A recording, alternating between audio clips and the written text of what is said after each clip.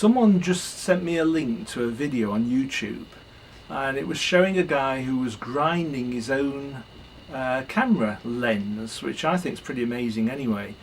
But he was using a machine to do it, so he got the glass for the lens, he got a curved shape that he was putting some sort of grinding medium, some sort of fine powder or paste with a liquid that capped onto the lens, and then he got two motors that were driving this cap in an elliptical fashion. And that reminded me that when I was younger I had an uncle called Uncle Bing, and he was pretty much of a character. He was an incredible artist. He could paint in watercolours or oils, he could carve wood, stone, he did the most amazing artworks, and he also got enthusiasms. So I remember we used to go on holiday every year, my family and Bing and my Auntie Joyce and my cousin Anna. And one year he got a desire to do yoga, and he spent the whole week basically standing on his head while the rest of us were hanging around on the beach, just coming down for a cup of tea or for lunch.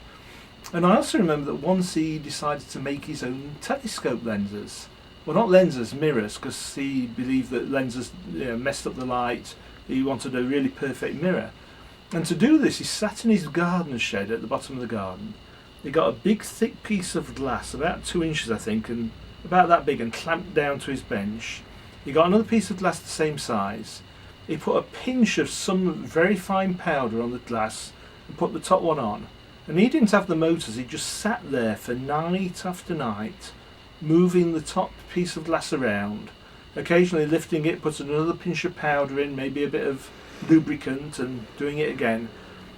As the weeks and months went by, he gradually went down from one medium to the next, until the very finest, the final one was like polishing mediums, and the last one was pollen.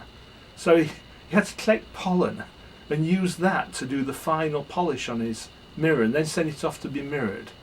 And when I saw this video on the internet of the guy making his own camera lens, I thought to myself, how many months did my uncle spend doing that to grind his own telescope mirrors? I was only young at the time, but I really, really wish I could have seen that telescope that he made. So, until next time.